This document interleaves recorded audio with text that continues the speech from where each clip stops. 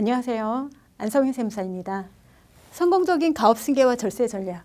지난 편에서는 가업 상속 공제편에 대해서 살펴봤는데요.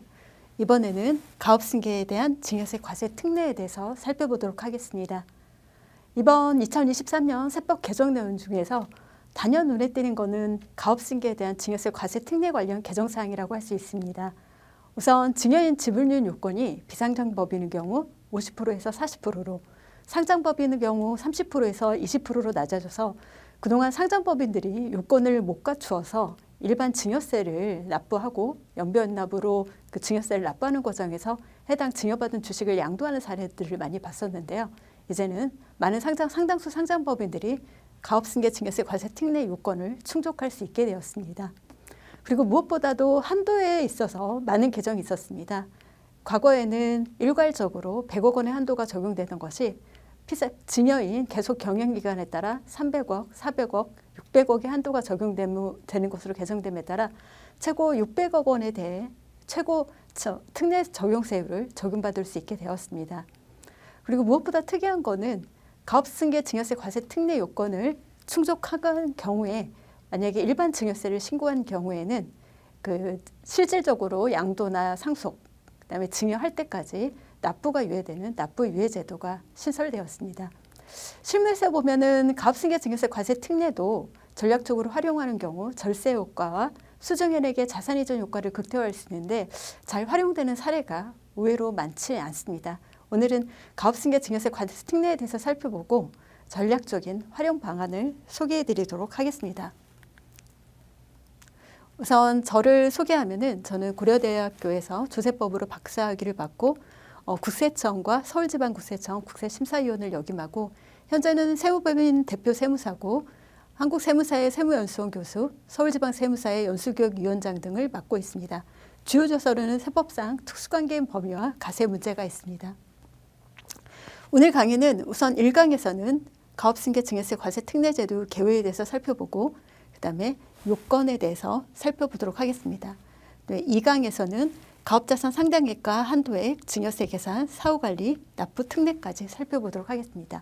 제3강에서는 상장 합병하는 경우 특례, 그리고 상속세 특칙, 그다음에 활용 전략과 가업상속 공제와 가업승계 증여세 과세 특례를 비교하면서 강의를 마무리하도록 하겠습니다. 우선은 가업승계 증여세 과세 특례 제도의 이해에 대해서 살펴보도록 하겠습니다. 의외로 특례 제도에 대해서 정확하게 이해를 못하고 있는 경우가 있을 것 같아서 한번 쉽게 사례를 들어서 설명해 보도록 하겠습니다. 사례는 피상속인이 10년 이상 20년 미만 계속 경영한 기업이고 가업승계 재산 가격이 110억 원이고 10년 이상 경영했기 때문에 2023년도부터 300억의 한도를 적용받습니다. 그리고 업무부관 자산이 0%이고 증여자 취득 가격이 10억 원인 경우를 가정해 보겠습니다.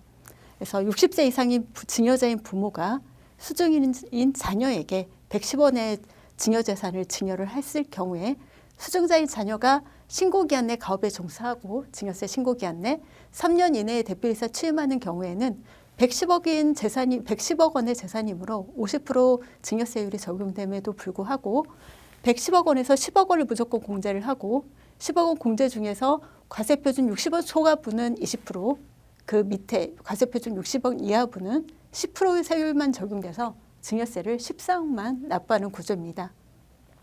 이렇게 특례를 주고 끝나는 게 아니고 5년간 사후관리가 적용되는데요.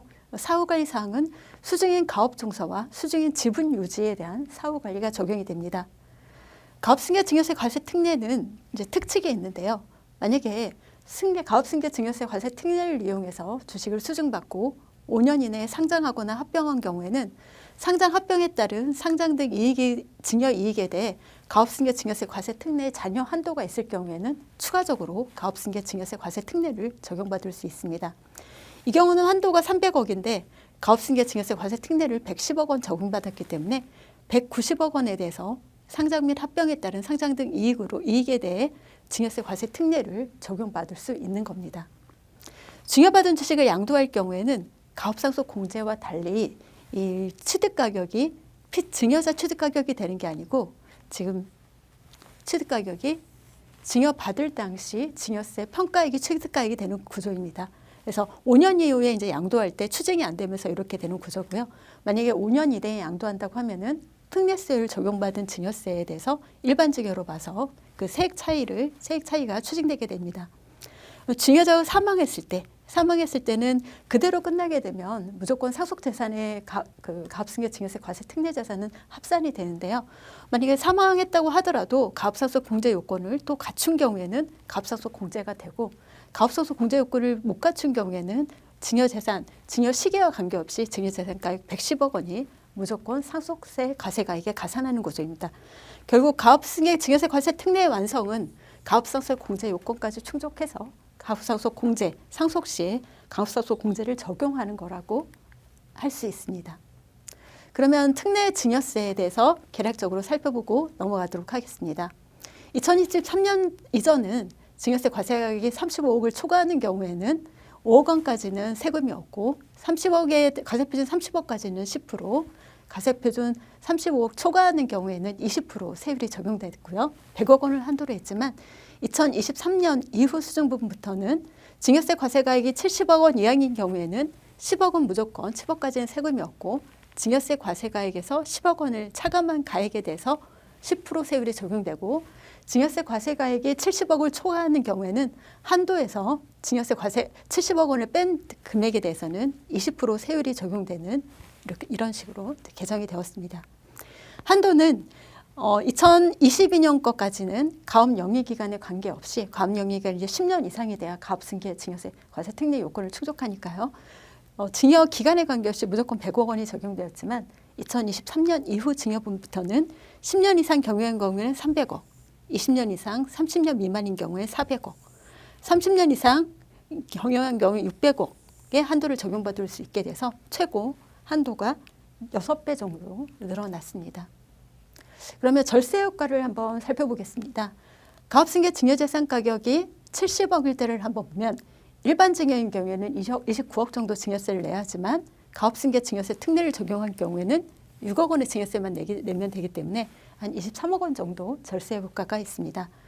가압승계 증여 주식 가격이 100억 원일 경우에는 일반 증여인 경우에는 43억 원 정도 세금을 내야 하지만 가압승계 증여세 특례를 적용했을 때는 12억의 세금을 내면 되기 때문에 31억 원 정도의 절세 효과가 있습니다. 300억일 경우에는 일반 증여인 경우에는 140억이지만 가압승계 증여세 특례를 적용했을 경우에는 52억 원의 세금을 내면 되기 때문에 88억 원 정도의 절세 효과가 있습니다. 그러면 실제 가압승계 증여세 과세 특례를 적용해서 신고한 사례에 대해서 살펴보도록 하겠습니다. 사례를 보면은 그렇게 많지 않은 기업과 많지 않은 건수와 실질적으로 특례세율을 적용받는 금액이 크지 않은 걸 알 수 있습니다. 2017년 116건 20억, 2018년도 140건 28억, 그래서 2021년까지 평균 특례 적용 금액은 19억에서 20억 정도 되고 200건, 1년 평균 토탈에서 200건을 넘지 않는 것을 볼 수 있습니다. 우선은 평균 적용 금액이 적은 거는 우선은 사업무관 자산 비율 때문에 그런 걸로도 생각이 될 수 있고요. 그래서 이제 이러한 수치는 우리나라 전체 법인 숫자가 2021년 기준 78만 개 업체 정도 되거든요. 그러니까 이제 가압승계 증여세 과세 특례는 법인 사업자만 가능하기 때문에 근데 이제 그 전체 법인 수에 비해서는 많지 않은 기업들이 이제 가압승계 증여세 특례를 적용하고 있구나 이런 거를 알 수 있습니다.